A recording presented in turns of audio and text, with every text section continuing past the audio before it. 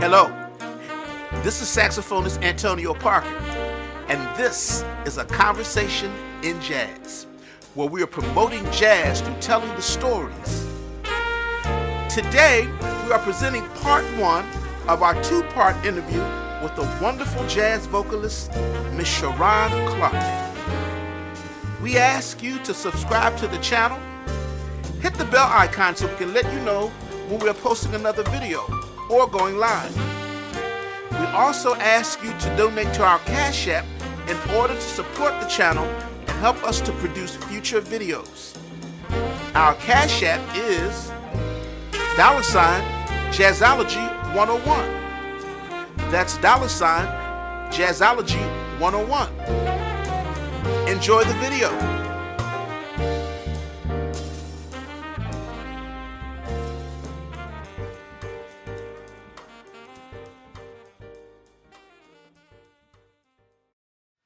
Hi, this is saxophonist Antonio Parker, and this is a conversation in jazz.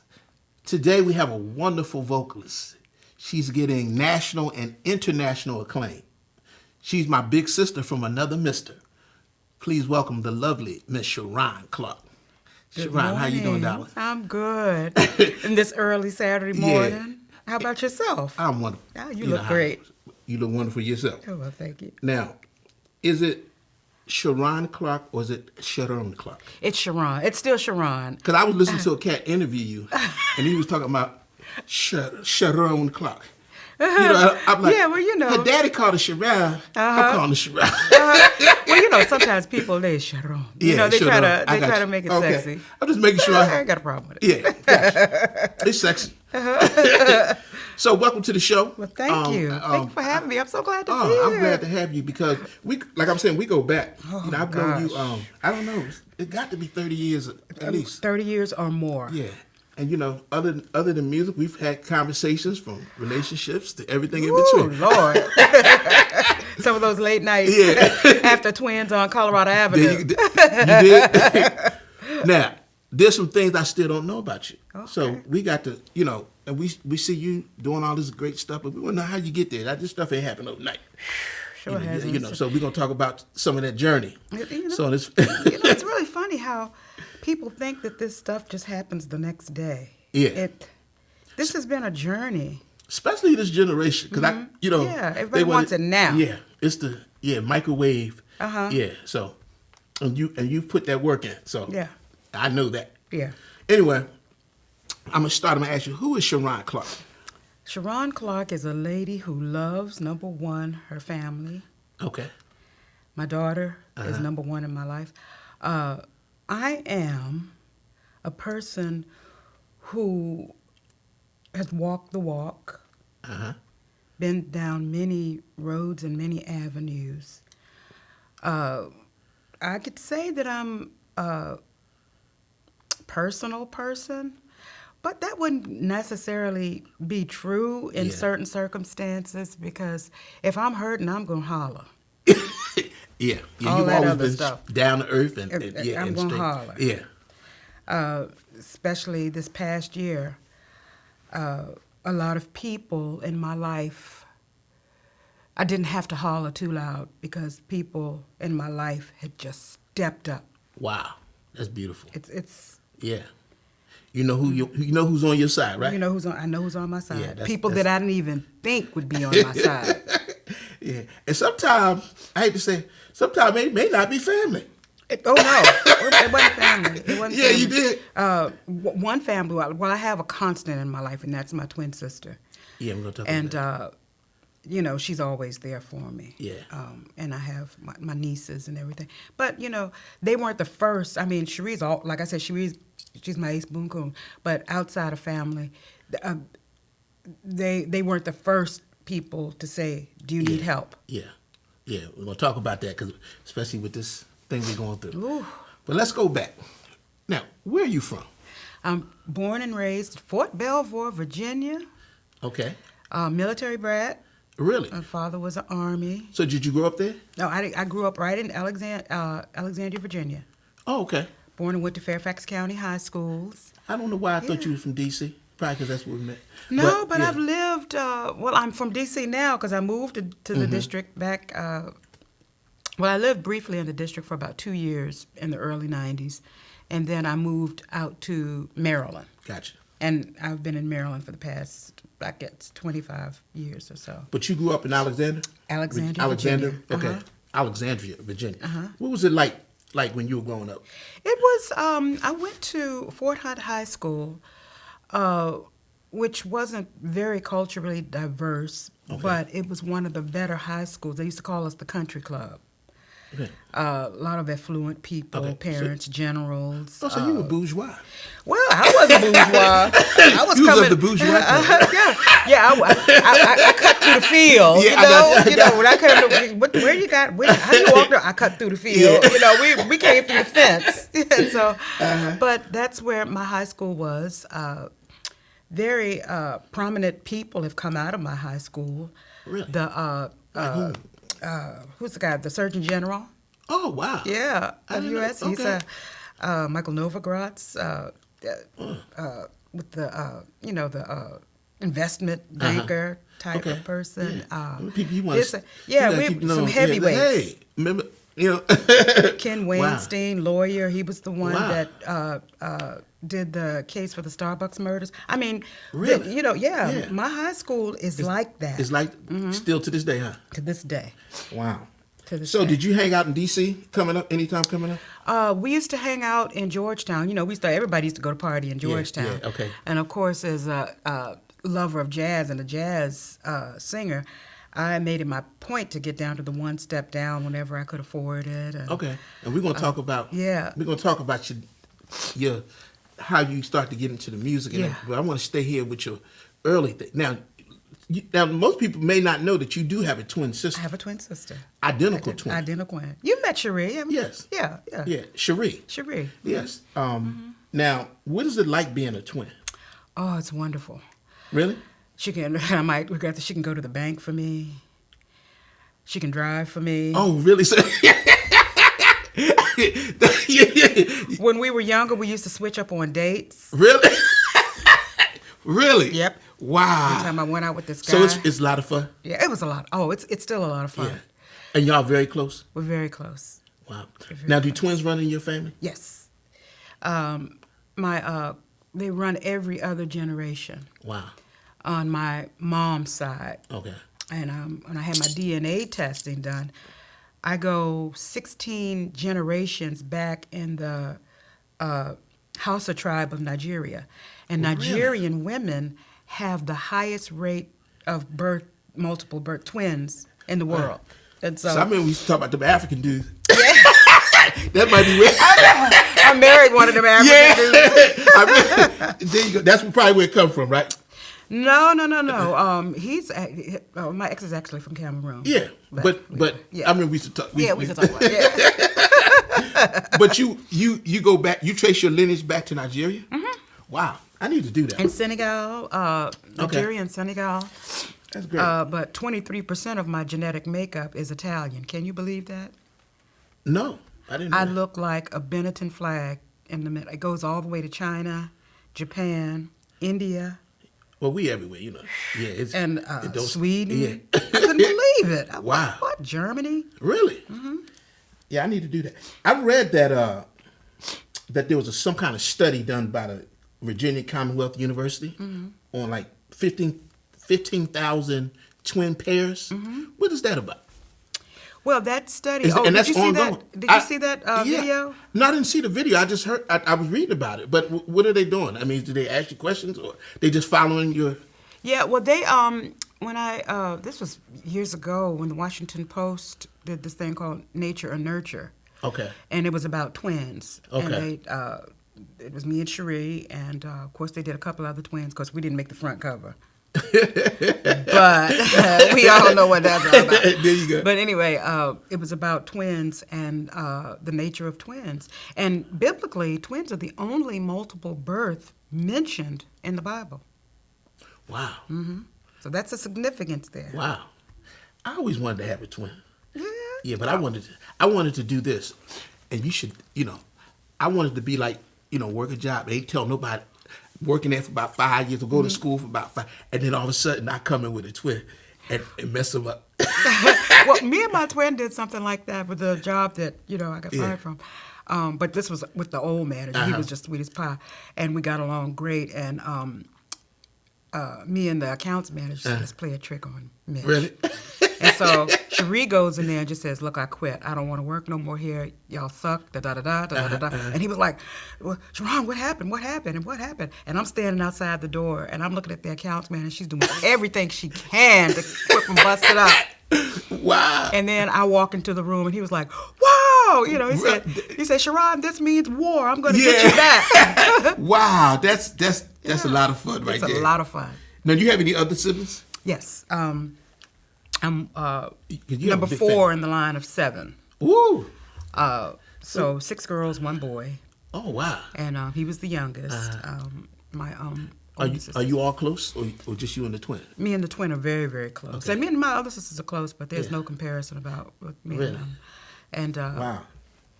they 3 of my siblings have passed, Oh. but there's still 4 of us left, and so Wow. we do our best. That's y'all had a lot of fun coming up? Oh yeah, Wow. we had fun coming up. That's beautiful. Now, do you come from a musical family? My father and my grandfather. My grandfather was a singer like you would not believe. He used to sing with the gospel group, the Highway QCs. Okay. And he knew Claude Jeter. And he remembers when Jimi Hendrix used to play for Claude Jeter, gospel. Wow. He goes back that far. Wow. And my father was a piano player and an alto player. Really? Yeah. That explains a lot of stuff. I really believe that some of that stuff gets passed down. Oh, Because yeah. you have a natural. I mean, I'm not saying you ain't put the work in, but when I sense people have just, like, especially in their parents, musicians, they have this natural. This is a natural abilities that they have. Because when I was coming up, I hated jazz. Because my father, I mean, we were 6 girls. We were in the house, and so we ruled a record player. It was Motown. It was this. It was Aretha Franklin. And he liked all that stuff.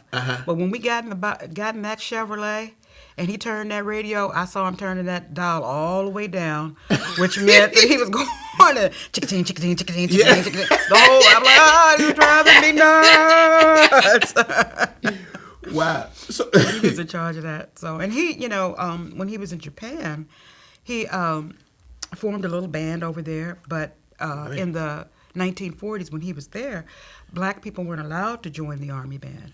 So they formed their little thing, and they were playing all over Japan. And, when they were off duty and everything, and they were getting more work than the band. And it wasn't until 1945 that they started to allow black people into the military bands. Wow. That's some great history. Yeah. Yeah. So when did you start singing? I think my earliest memory is when we used to live in the trailer park, and I'm telling you, we were poor. We lived in a trailer park. You lived in really? A double wide. Really? Wow. All the utensils inside were pink. Not 7 kids. Well, Frankie hadn't been born yet, so it was 6 girls. In a trailer park? And it was 8 of us in a trailer. Wow. Oh, he had a double wide. Okay. Don't play him cheap. Okay. But it was nice. So it was. When I look, when I was growing up, it was home. And then when I look at pictures, I was like, dang, we were poor. Really? Wow, that's heavy. But and then we moved from there. But my earliest memory was we had this big Packard Bell TV, and we used to watch the Ed Sullivan Show. And Diana Ross and the Supremes were on. And so I go in the kitchen and I grab a broomstick because I swore I could sing better than Diana. And I jumped in front of the TV and I was baby, singing. And all the stuff they started throwing stuff at me, Mom, because they wanted to see the show. Siblings? Yeah. That's funny. So did you sing in the church? Yeah. That's where I started singing in church. Now, so would you say that you had a natural voice? Like you were able to sing or did you? Well, I always felt like I could sing. My sisters and everything, we just sang. That's where it was. Wow. We would imitate what was on the records. And you had a voice from the beginning. Yeah. They say you can learn how to sing. You can learn. Yeah. 'Cause I didn't. My mother, I couldn't sing. But as I've gotten into it, Never let me go. Love me much too much. If you let me go, life would lose its touch. You know what I mean? Yeah, that's not bad, Antonia. But you know what? You need to come down when we get rolling again. You need to bring your saxophone and come down to the DC Singers Jam Session. This jam session is for people who sing or people who want to sing. Really? And if you can make yourself more marketable, if you can sing, because let's face it. Yeah. Even a mediocre singer can get up and win the audience because it's using the voice and words. So what is this you talking about there? The DC Jazz Singer. We're in our 7th year this year. We're gonna talk about it because I didn't know nothing about that. You didn't know anything about it. No, I didn't know. We're gonna talk about that. And wait, what I just heard you do, you bring your horn, you play a little bit, and then you sing a little bit. Man, come on now. I'm just playing around. I got a little something. You got something to work with. And you being a horn player, it's easier because you know how to breathe. Yeah. Wow. Now, you mentioned that when you first heard jazz, you didn't like it. I didn't like it. There was no words to it. Yeah. It was too fast. And my father, I guess he's just like, oh my God, I get to listen to what I want. And so he turned the volume all the way up. So at what point did jazz start to register with you? When it started to register for me was the first time I heard Ella Fitzgerald, and then I heard Sarah Vaughan. I said, those ladies sound pretty. I mean, it sounded pretty. And then we get back to the vocal thing.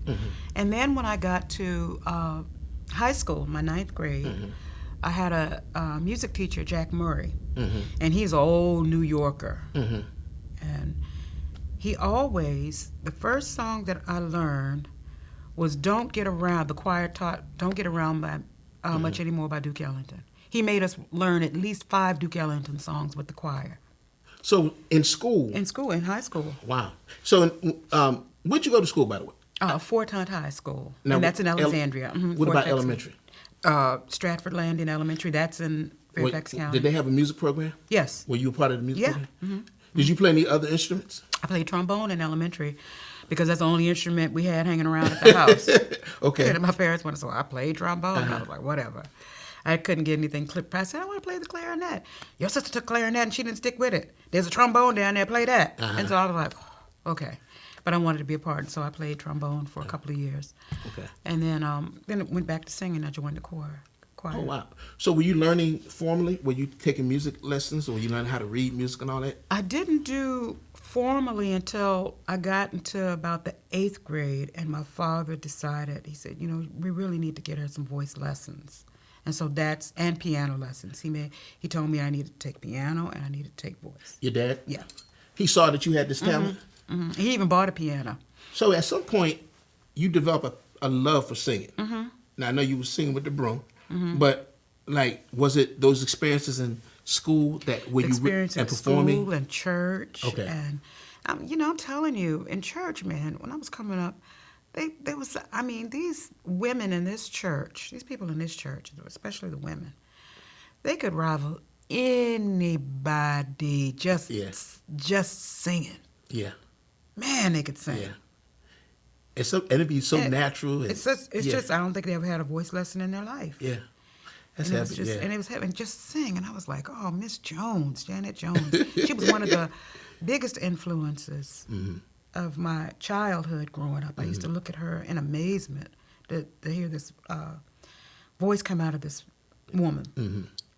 And then through school and everything, my teachers, when I got to the 4th grade, my 4th grade teacher, Patsy Lee Cash Cole, she was a distant cousin to Johnny Cash. Wow. And she was a big band singer. And with Harry James and all of that, and she played piano. And one day we had an assembly, and everybody wanted Miss Cole to sing, and she got up and she did Star Eyes. Wow! She played by herself, and oh my God! And she was another one. She was another one who recognized my talent. Really? Wow! When at what point did you say, maybe I got something here?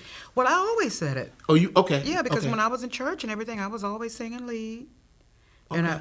you know. And you loved it. And I loved it. I liked being out front. I liked saying it. But then I could do good background, too. Mm-hmm. But being out front, there in solo, I would, rack up. Wow. So when did you decide I think I want to make this like a career choice? Well, when I got to high school, and under the tutelage of Jack Murray, then I started to dabble with what we call the jazz classics, the George Gershwin, Cole, Nat King Cole, Duke Ellington, Cole Porter. Wow. I mean, he taught us all of that stuff. And I was always planning on going into music, but I wanted to do music education, and I wanted to sing what was popular then, like the pop music. Yeah. That type of stuff. That's, it's really important what I'm hearing from you. I'm a teacher, so I'm elementary school. But the importance of music in the schools. It's so important. Yeah. I had a student that I taught in elementary school at, one of the second schools I was at. And this was about 16 years ago. I taught her. And she hit me up last week on Facebook and said, thank you. And, because of you, she's singing gospel. And she's got a professional gospel career. See? Yeah. And I'm like, wow. And you never know. You never know. Yeah.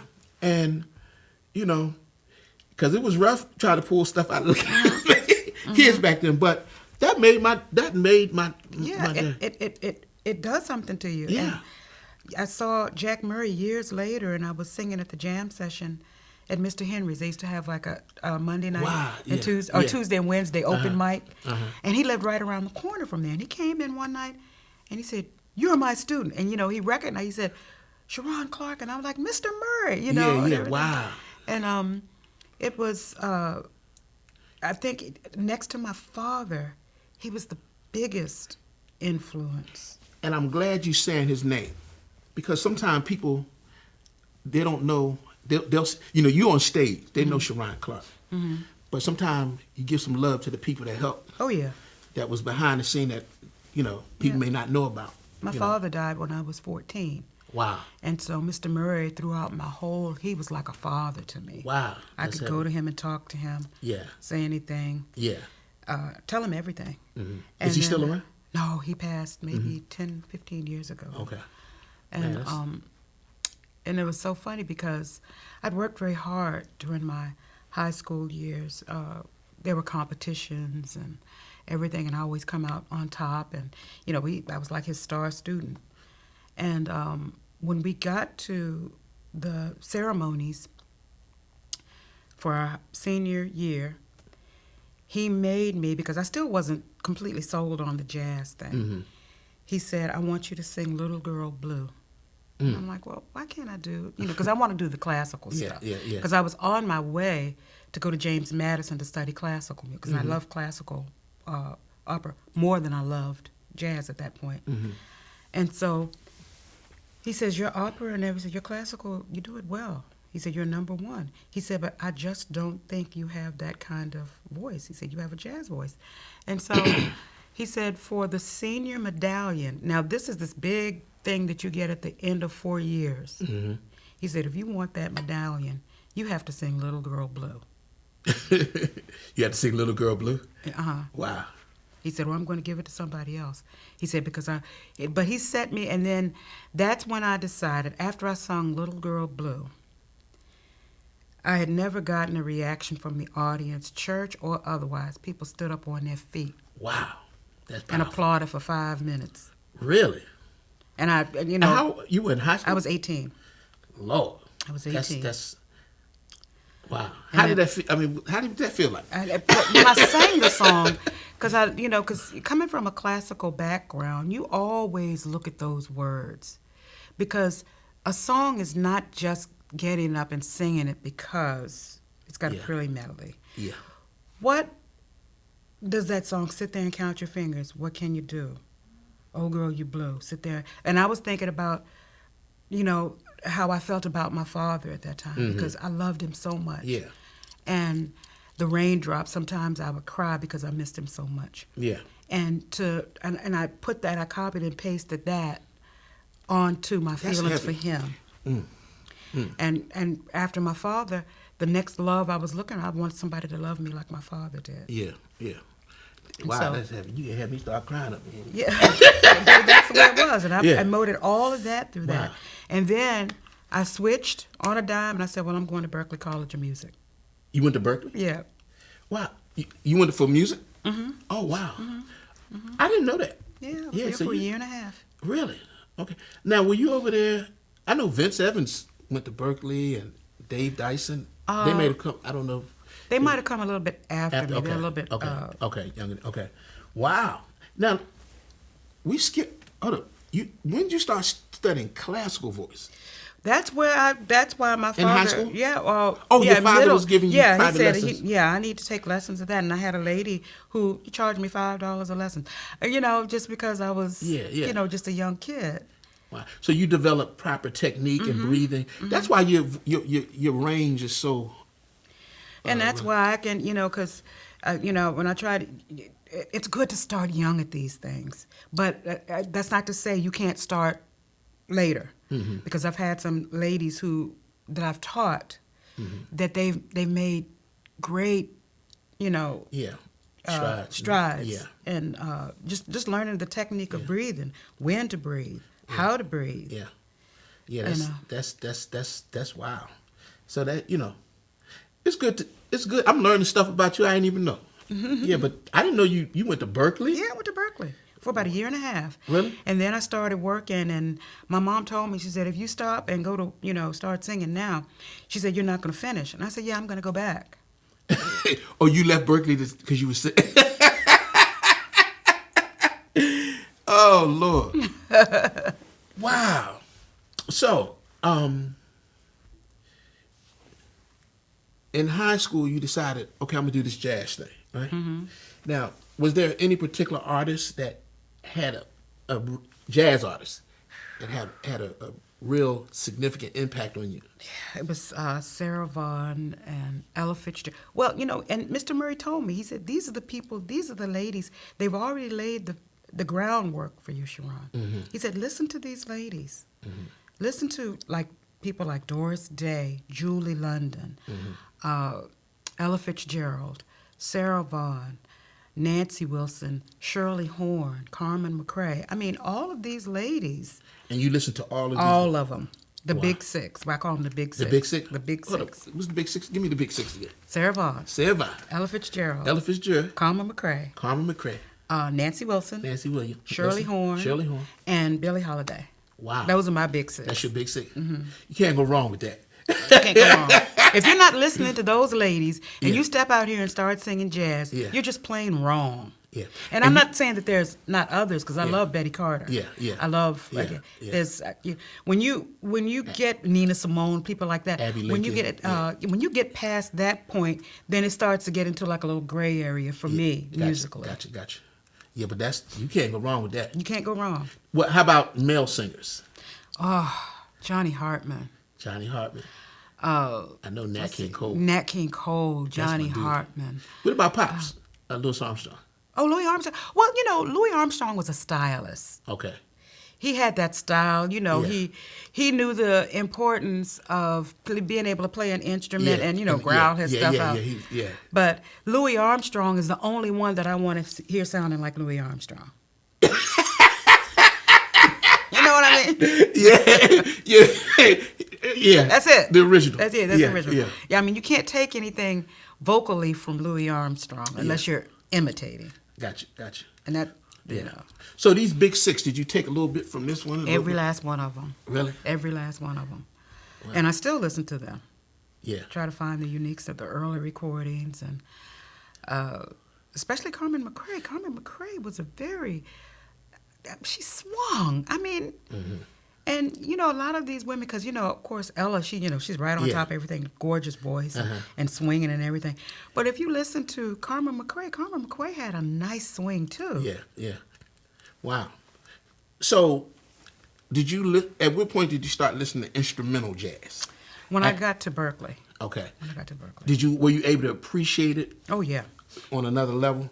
Yeah. I think, when I was learning to scat sing, I listened to a lot of horn players, especially tenor players. I love Gene Ammons. Okay.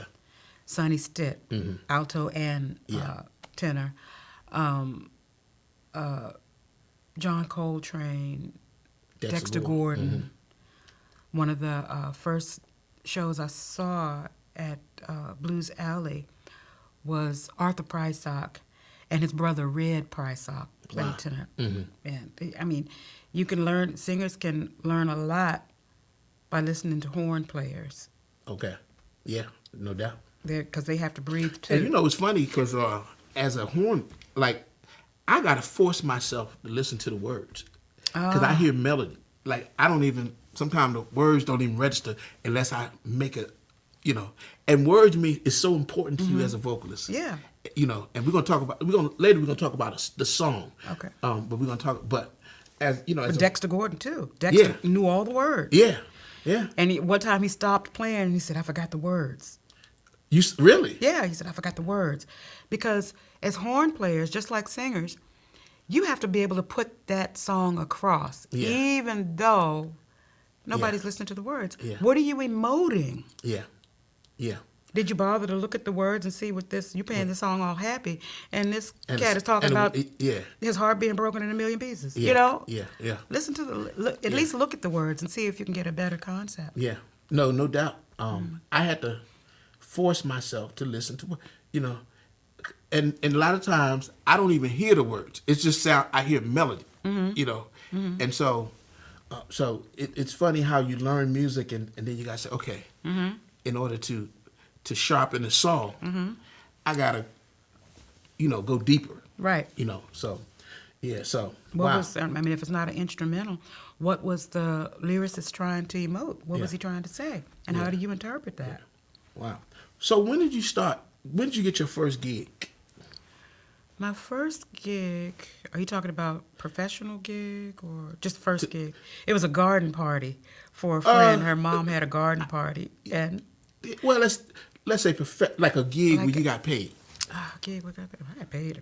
I got paid then, but... So you got... So in school, high school, you were singing and making money? Yeah, just a little bit. Yeah, a little bit. I was a bottle cap for Coca-Cola. And that's a long story, but that's a lesson story. But the person, we were supposed to be getting paid, but the person who was in charge of it, we never saw a dime of it. We were just happy to do it. But, wow. Your sister was in that too? Yeah. Yeah. Now, was your sister singing as well? Yeah. Yeah. Cherie's got a great voice. Really? Is she going, Cherie loves children, and so she went into the child care business. Oh, okay. Wow. Was she singing gospel? Or? She was singing pop music. I mean, did she sing with us in gospel? She didn't sing much in the choir at church. When y'all gonna do an album together? That probably won't ever happen. I mean, Cherie is so far removed from the singing thing now. Okay. But she had a great voice. She was a soprano, and we were in madrigals together. Okay. In high school and everything, and Yeah. then she loves children. Okay. And so she became a career nanny. I mean, worked with some of the that's beautiful. top upper echelon, people raising their children. Yeah. Wow, that's beautiful.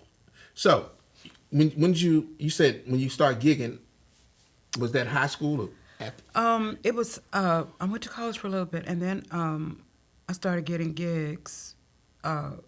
After college, I came back home, and there was this place called the Ice House Cafe, and that was out in Herndon, and that's when I met Jim Levy, piano player, and he had a band called the Rights of Swing. Okay. And so I joined their band. Okay. So we were just getting a little money here, there, Yeah. And then, of course, I always had a day gig because it just wasn't enough. Yeah. And then after that, there was, you remember Charlie's Georgetown? Charlie's Georgetown, down by the waterfront. I tried to get a gig there, but there was, I tried for years to get a gig down there. And then finally, after a few years, I found out why they never hired me. Okay. Because they said that I wasn't attractive enough to perform. Whoa, oh, yeah. Really? And then after that, I went to Mr. Smith's down in Georgetown. And Pat Wolf, she was a piano player there. And for 2 years, she said, we're going to learn repertoire. And so every week, she would give me 2 songs to learn. I'd have to come in. She said, so by the end of the year, you're going to know at least 100 tunes. Wow. And so I said, okay. And so that was the project there. And then I stopped singing for about a year and a half because I got so discouraged because everywhere I went, I didn't look good enough. I mean, I was heavy. And it was... Well, nobody knows us dark-skinned people. Is it you? I mean, you too? Yeah. Oh, my No doubt. gosh. And within our own community. Yeah. Come on now. Yeah. We got to... There's, we can talk about all that other stuff, but But that's it. Yeah, it's there. It's there. And it's there. so that's some stuff you have to overcome. And a lot of times since we're on the topic, we might go there. A lot of times you have it, but it's painful.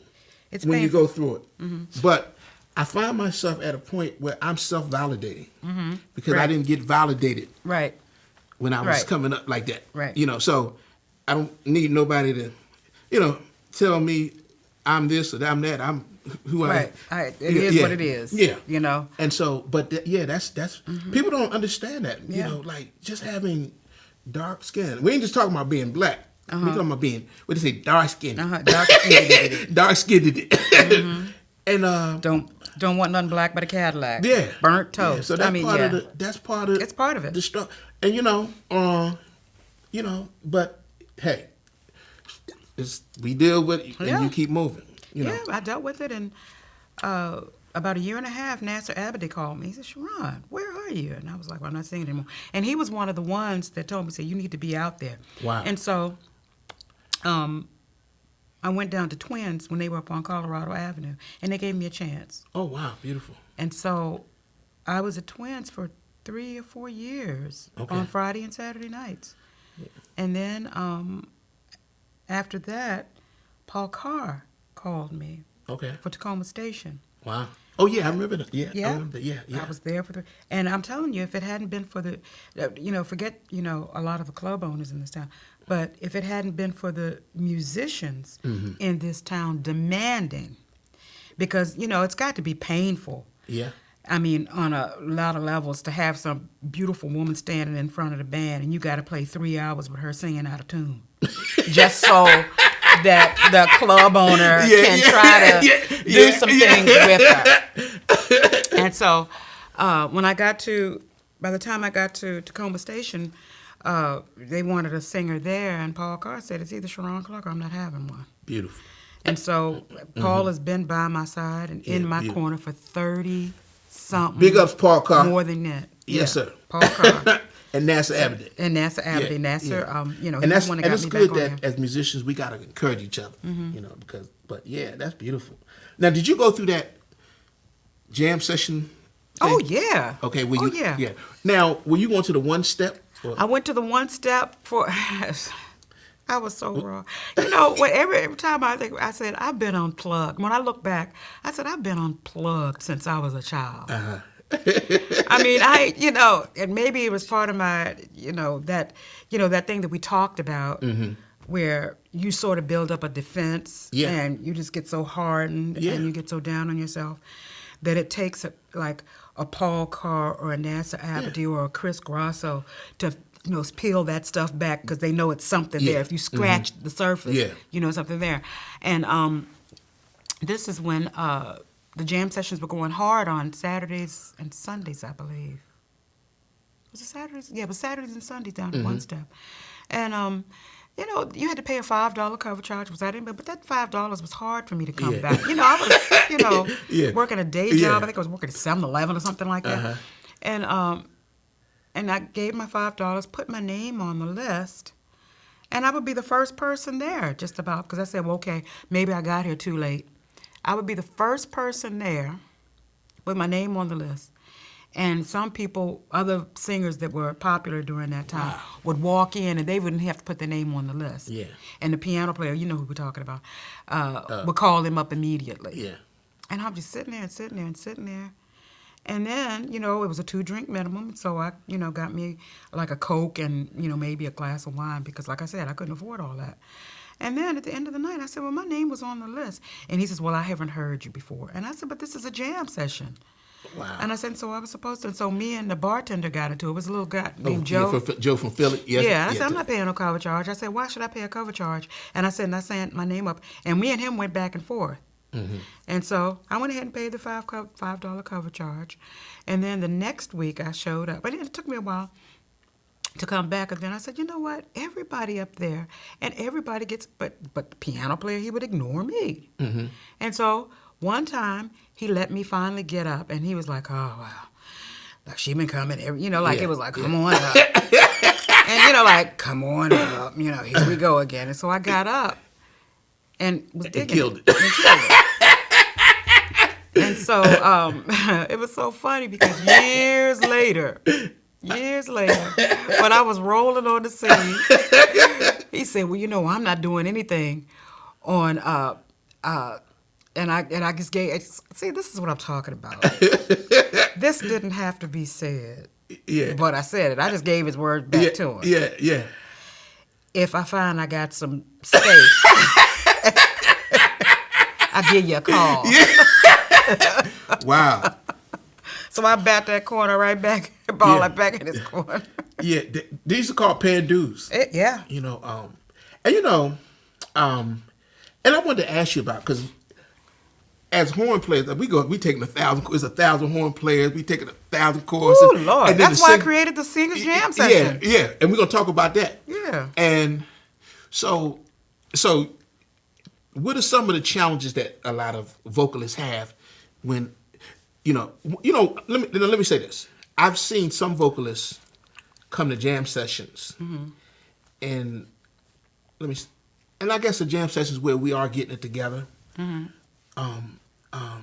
And a lot of musicians might get frustrated because, like, they may not know when to come in after. Oh yeah. And so they know how to sing the song, but you know, they have no idea when to come in or where they're at in the form or something like that. So, but I guess that's what jam sessions are for. You're supposed to, you know. Yeah. You're supposed to learn. You're supposed to polish. And sometimes it can be very unfair to vocalists. To vocalists, yeah. You know, and they'll be sitting out there and. Yeah. So did you went through a lot of that? After I started getting a reputation, we good. Yeah, when I walked through the door, and then they was like, "You coming to the jam? You Yeah. coming to the jam?" Might, you know. Exactly. I might fall through there. Yeah. But I never let that, you know. I'd always, you know, I'm trying to keep the music going at all costs. And so if it means that a jam session has to pay for the musicians coming later on in the night because they can't. But then let you know, just go ahead and do, you know, sacrifice the time. Go ahead and spend a little money in this place because this is just because no people at the jam session are going to get paid for the jam session except for the people on stage. But some of that money might go to help pay for the group that's coming later. What it is to keep these establishments open, keep them in the black. Okay. Yep. You know? Yeah. So let's talk about you. Now, you started, before you go into the, talk about, you started a vocal kind of thing. Man, I'm having a senior moment. She did the East Coast Jazz Festival.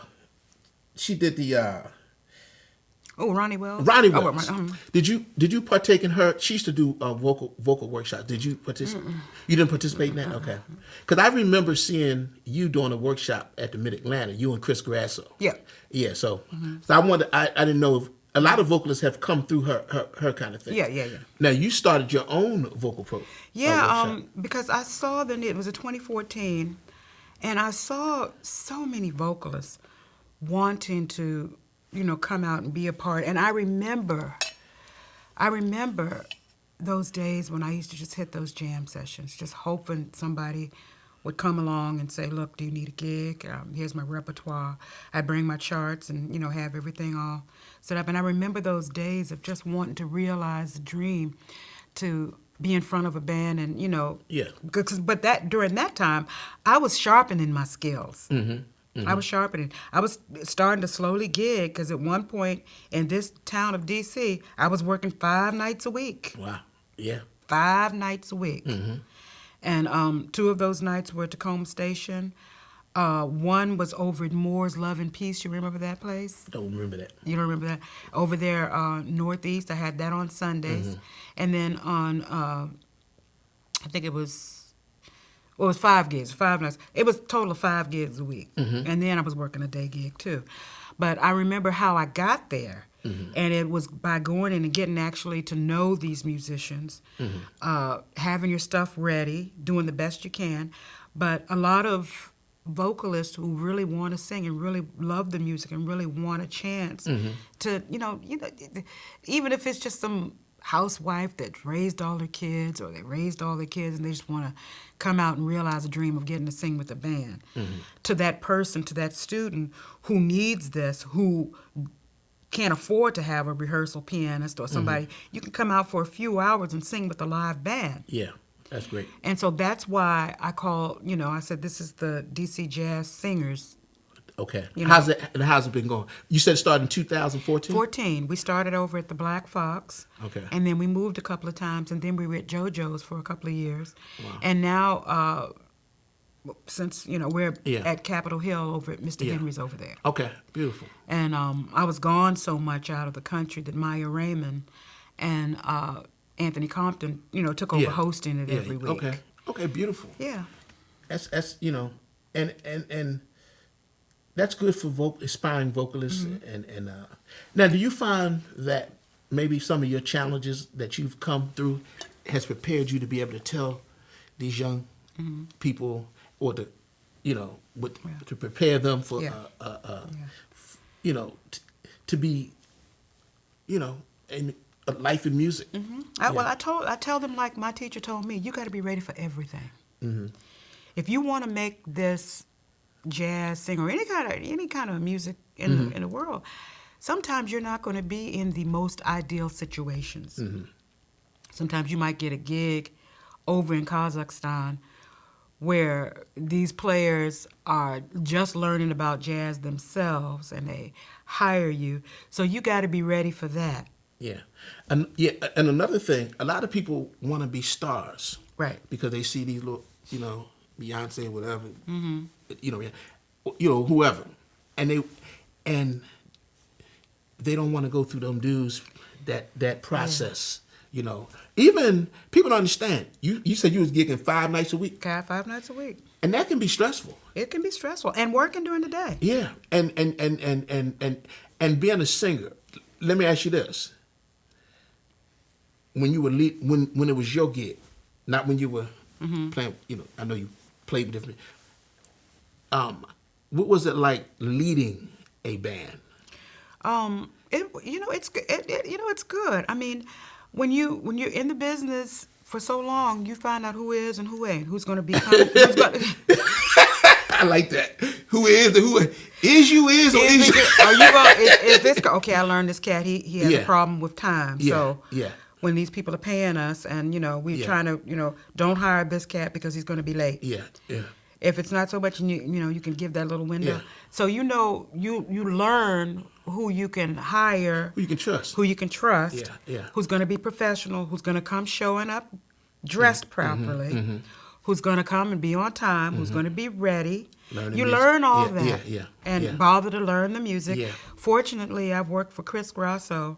And we're going to talk about Chris later. Yeah. Because he's. And a lot of times at these past years, he's kept my socks up. Yeah.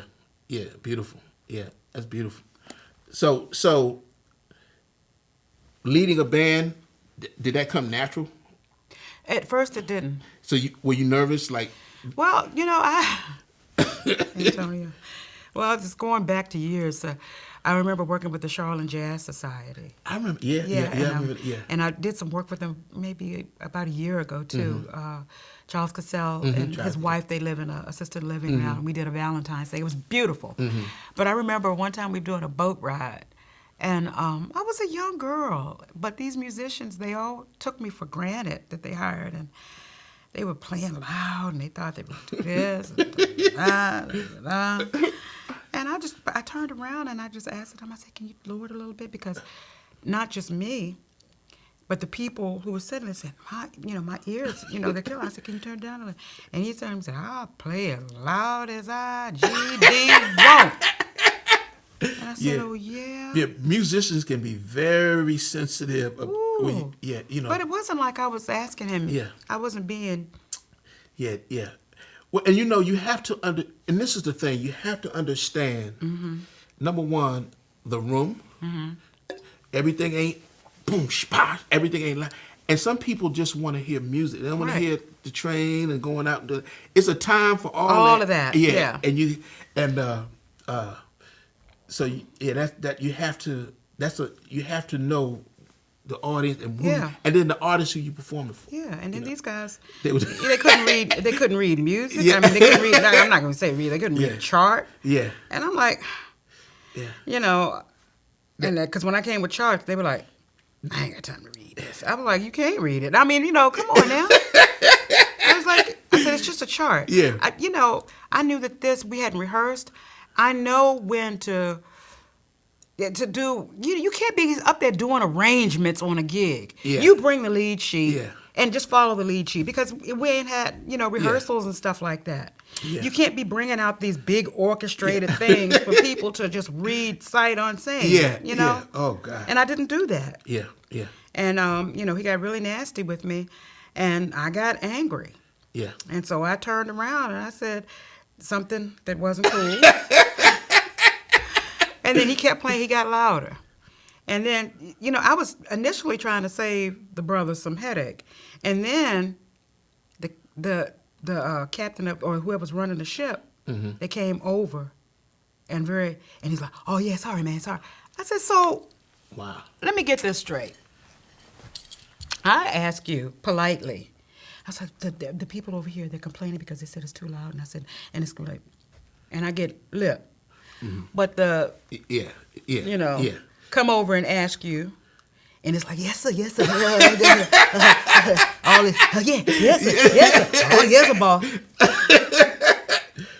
Oh, that's funny. So let me ask you this: as a woman, African American woman, black woman, how has this ride been with challenges and that you find, in the music industry that women have it's thankfully, there's been some challenges, that's for sure. People try to shortchange you, not pay you, think this, you give me a freebie, you try to. I'm like, no, I'm not doing no freebies. Yeah. And the insulation came from people like Paul Carr and Chris Grosso. I mean, Jim Levy. I mean, these people, first of all, like I said, I've always been unplugged. I'm going to shoot, and I'm shooting straight from the hip. I'm not playing. But sometimes people need, you can tell somebody without telling somebody. And Paul knows how to talk to people. Get your point across. Ain't nobody going to be a pushover. Chris knows how to talk to people. Jim, all these people, they knew that I needed somebody to run interference with me, especially when you come to with me some BS. Yeah, and it's so good to have those kind you of get support you get a reputation, and somebody used to call me feisty. And I said, how come I'm feisty if somebody tells me one thing and then do another? Yeah.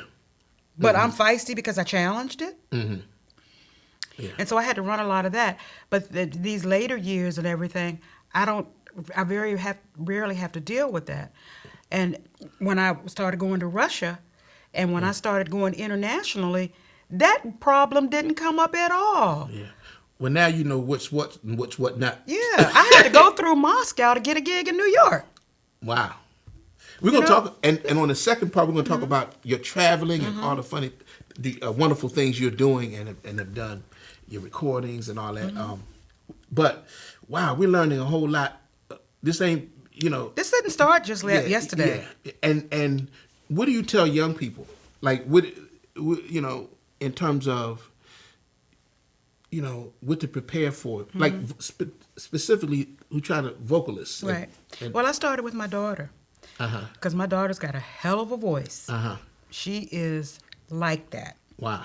And I remember the first gig she got was with the Blues Alley big youth orchestra with under the tutelage of Michael Bowie.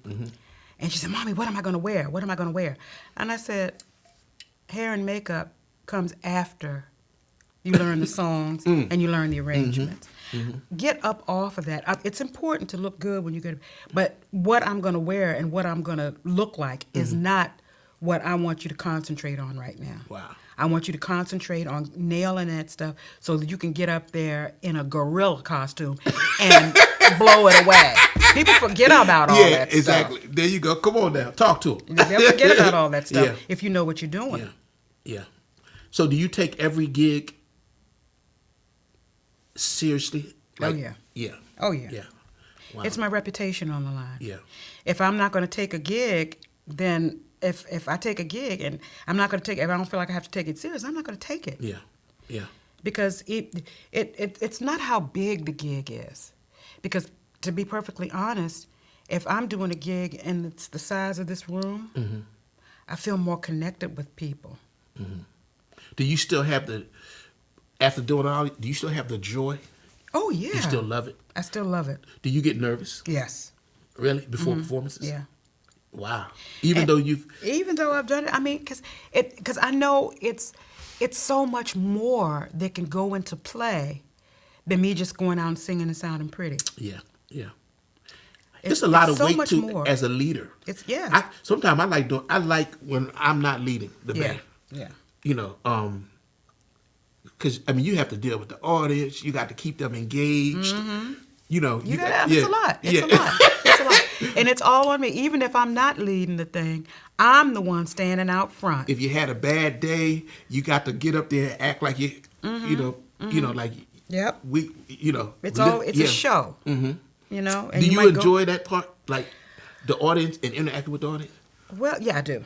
Really? I do. And it took me a long time because at the beginning, I didn't know how people were going to react to me because I'd been so pummeled with criticism about the way that I look. I was kind of shy. Well, I was hating I could feel you there because I had this here I'm doing. I mean, you tell me 1,000 years I'd be doing stuff like that. Right. Because people don't know that I'm going through rejection, and that's probably why I'm the way I am. Because I'm a fighter, by nature. Good, and sometimes I might react a certain way because you always used to. You're so used to putting your dukes up. And and then you got to trust people, So I understand. But you're in that place where you know what's what and what's not. So like my father used to say, things grow better in doo-doo than they do anything else. You put some elephant doo-doo around stuff, and it forces it. It's the gases and it's the negativity and the smell and all. It's the stuff in that elephant doo-doo that gets you big tomatoes. Yeah, that's true. So anybody that can just fall through this business without having to deal with the crooked club owner or somebody who wants to feel up with you and be knocking on your hotel room in the middle of the night. I mean, if you can't, you have to go through something. Yeah. Because if it comes too easy, number one, you're not going to appreciate it. Exactly. And you have to learn how not to get ripped off for $100 before it's $1,000. Yeah, yeah.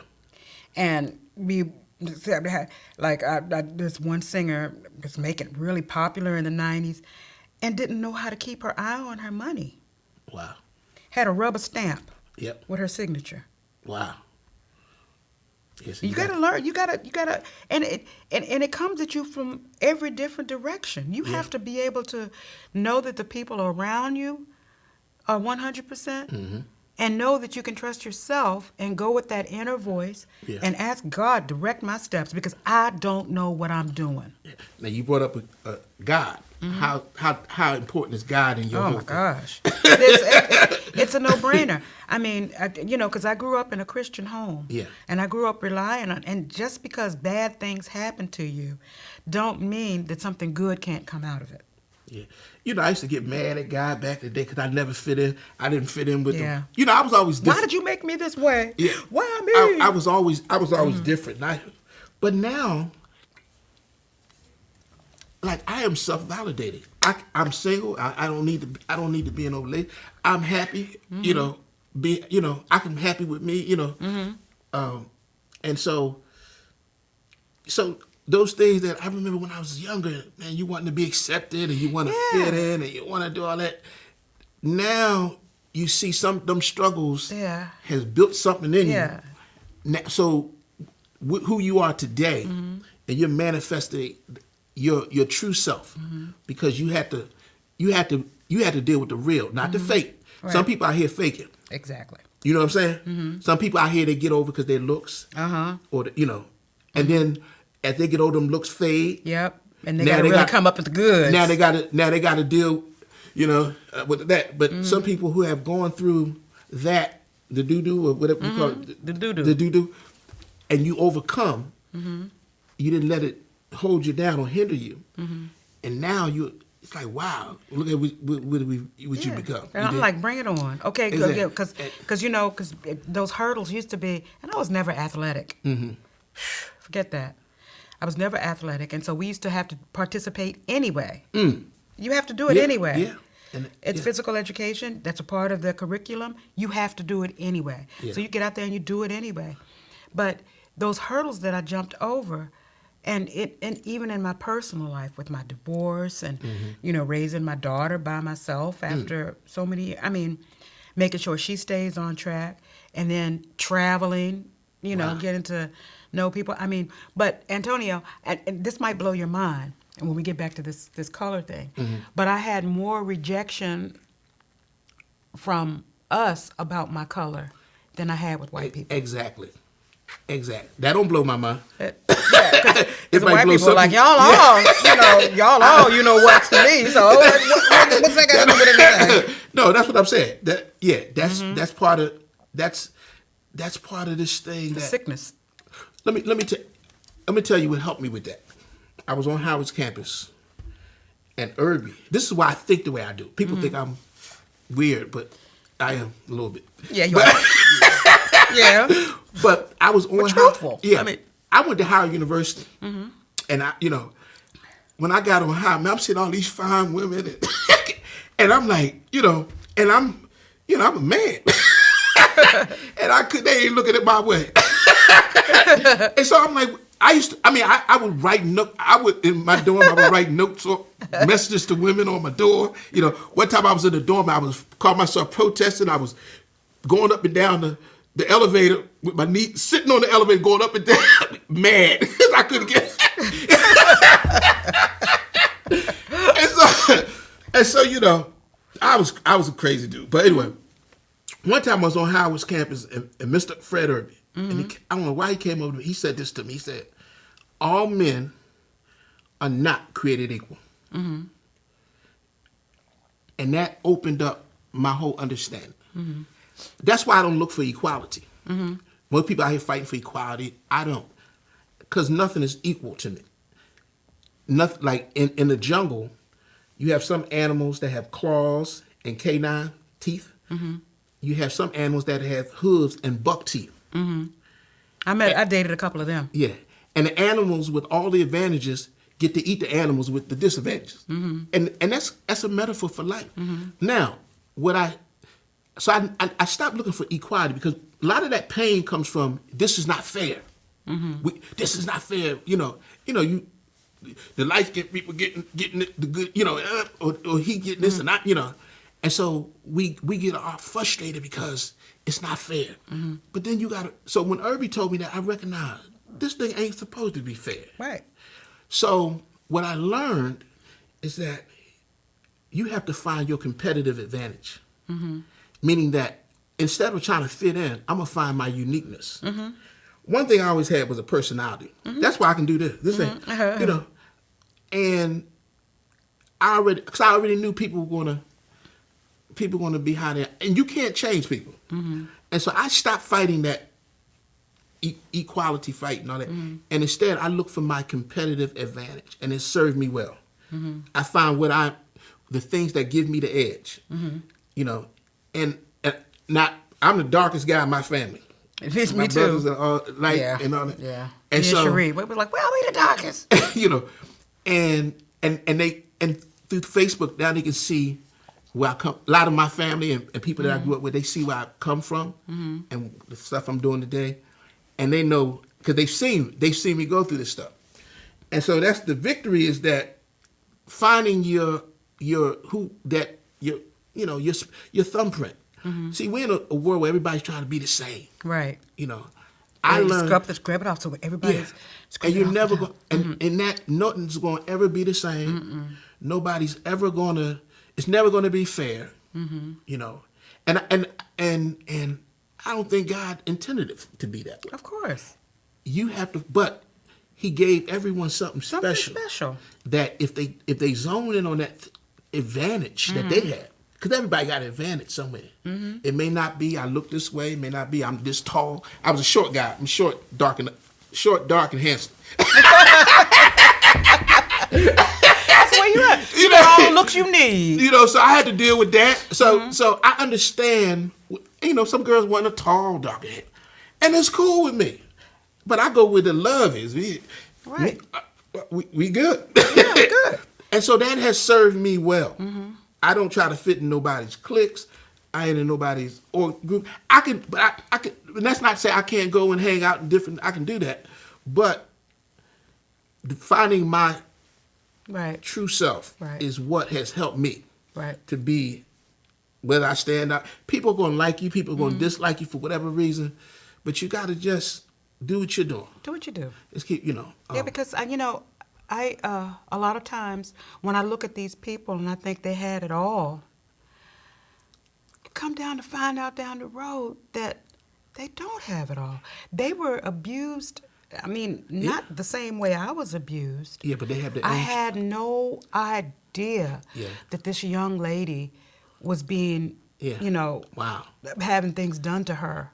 Beautiful. And you think they got in it her wrong? house, and I thought, man, I wish I lived. Oh no, you don't either. Wow. Did you realize the reason why she's beautiful and this, but she's strung out on drugs is because what an uncle did to her constantly? I mean, and I tell my daughter all the time, somebody's shoes, I don't care if you wear the same size, they're not going to fit your feet. That's heavy. You might be able to walk around in them for a little while, borrow them. I said, but they're not going to fit your feet, even though you're the same size, because after you wear a shoe for a couple of times, it's going to take on the characteristics of your feet. Wow. I said, and she sometimes goes through this dark skin thing because she was, and with me, after I started loving myself, I didn't have a problem with a dark skinned man. Yeah. After I started loving myself, I was like, I think they look the best. But so she had to go with that struggle for a little while. And I said, find, like you said, find what's unique about you. Yeah. I said, get up and sing your ass off. I said, that's your ticket. And I said, you're a beautiful girl. Wow. I said, don't worry about. And then you got people that beautiful and they don't feel good about themselves. So everybody's dealing with something. Everybody got something. Everybody got, so, but to me, the secret is finding your special thing. Right. And don't let nobody take that away from you. Right. Because this world will try to do that. They'll try to take that thing that God gave you, they'll try to take it away from you. Take it away from you and say, it don't look good on you, but it'll look better on me. Exactly. Wow. So why are my lips too big? You did? Exactly. Wow, man, we went to...